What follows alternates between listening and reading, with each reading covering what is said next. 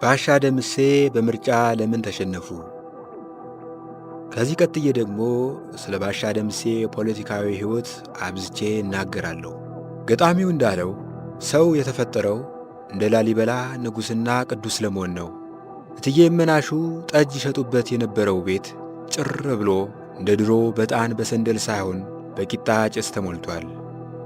ሃይዞት ቻል ማድረግ ነው፣ በርታ ማለት ነው ባሻ። በዚህ ዓለም ተወዳድሮ መሸነፍ ያለ ነው። በሚቀጥለው 5 ዓመት ያሸንፋሉ። ያኔ ባያሸንፉ እንኳን በሚቀጥለው 5 ዓመት ማሸነፉ አይቀርም። ያኔ እንኳን ካላሸነፉ ሁሉንም ትተው ቤተክርስቲያን ቢስሙ ደስ ይለኛል አሉ እትዬ እመናሹ። ይህን ጊዜ ባሻ ደምሴ ጉዱ ካሳ ለበዛብህ ሞት እንዳለቀሰው ያለ ለቅሶ አለቀሱ። የለም ከዚያ ይልቃል።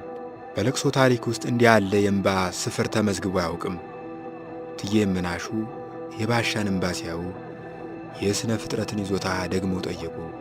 ሰው ይህን ያህል ውሃ በቅንድቡ ይዞ ይዞራል ብለው በልባቸው ጠየቁ። እውነታቸውን ነው። እኔ ራሴ ቴልስ የገሃዱ ዓለም መነሻ ውሃ ነው ያለው እንደ ባሻ ያለ ሰው ለረጅም ጊዜ ሲያለቅስ አይቶ መሆን አለበት እላለሁ። አቤት የእንባቸው ብዛት! እንደ ኖህ ውሃ እኮ ነው። እንዲያውም እግዚአብሔር በኖህ ዘመን ዓለምን ለማጥፋት የሰማይ መስኮቶች እስከ መክፈት መድከም አልነበረበትም። እንደ ባሻ ደምሴ ያሉ 4 ሰዎችን ቢያስለቅስ ኖሮ ዓለም ከታች መርከቢቷ ከላይ ትሆን ነበር። ባሻ ደምሴ ዝናብ የመሳብ ሥልጣን ቢኖራቸው ኖሮ በእንባቸው ላይ ትንሽ ካፊያ ጨምረው ለምርጫ የተሰለፈውን ሕዝብ ይጠርጉት ነበር። ግን ይሄ ሥልጣን ለእሳቸው አልተሰጠም።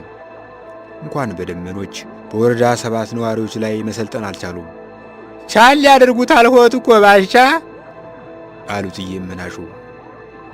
የሚያስረክሰኝ መሸነፌ እንዳይመስልሽ አሉ ባሻ እየተነፋረቁ።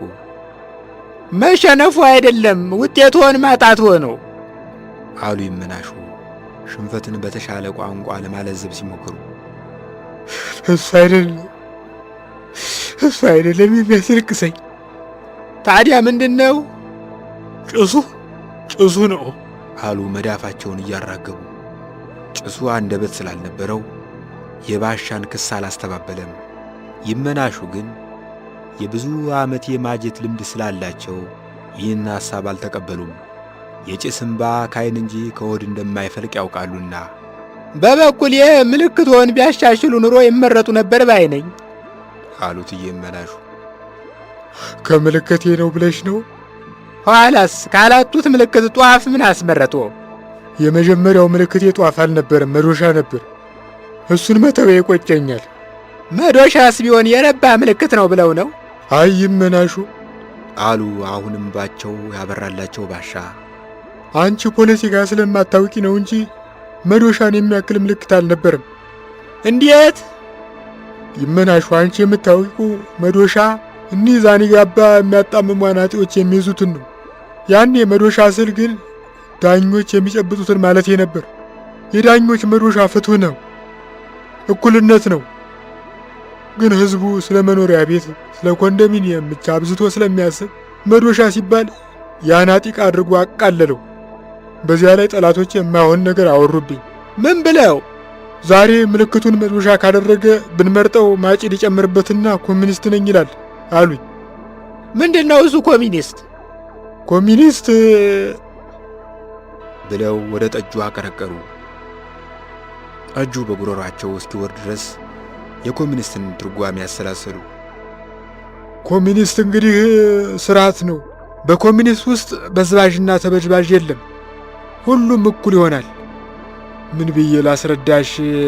አንቺ አሁን ጠጅ ትጠያለሽ፣ እንደ ፍላጎቴ ጠጅ ትቀጅልኛለሽ፣ እኔ እንደ ችሎታዬ አገለግልሻለሁ። ይህ ነው ኮሚኒዝም።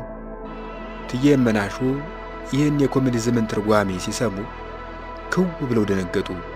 የባሻ ፍላጎት ከጠጅ በርሜላቸው ጋር ስለማይመጣጠን በኮሚኒዝም ስርዓት ውስጥ ቢኖሩ በባተሌነት ክልትው ብለው እንደሚሞቱ አወቁ። የጠጅ ፍላጎት እንጂ ችሎታ የሌላቸው ሰዎችስ በኮሚኒዝም ምን ይሆናሉ ብለው ሊጠይቋቸው ፈልገው መልሰው ተዉት። ምልክቱ ሲሆን ቅስቀሳው ላይስ? ከዚያ በላይ እንዴት አድርጌ ልቀስቅስ? አሉ ባሻ። መኪና ተከራይቼ ጧፍን ምረጡ ስል ሰምተሻል። ይህንን ወረዳ የዞርሁበት ቤንዚን ጎንደር ዘመድ ጠይቄበት በመጣ እናቴ ተመርቀኝ ነበር።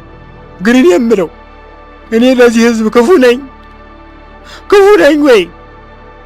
አሉ አይናቸውን እየጨመቁ። ከዚህ ወዲያ ጠጅ ያነው እንደው እንጂ ውስጣቸው ያለው ዋስ ሳይንጠፈጠፍ አልቀረም ሳይሉ አይቀሩም እትዬ መናሹ በልባቸው። እኔ ለዚህ ሕዝብ ክፉ ነኝ ወይ? አሉ ደገሙና። ኧረ ተየት መጥቶ እዚህ ቤት የሚመጣው ደንበኛ በእርሶ ኪስ ነው እምቧይ መስሎ የሚሄደው አሉ እትዬ መናሹ። ባሻ ቅዱስ መሆናቸው ተረጋገጠ። ገጣሚው እንዳለው ሰው የተፈጠረው እንደ ላሊበላ ቅዱስና ንጉሥ ለመሆን ነው። ባሻ ቅዱስነት ሳያጡ ንግስና ተነፈጋቸው።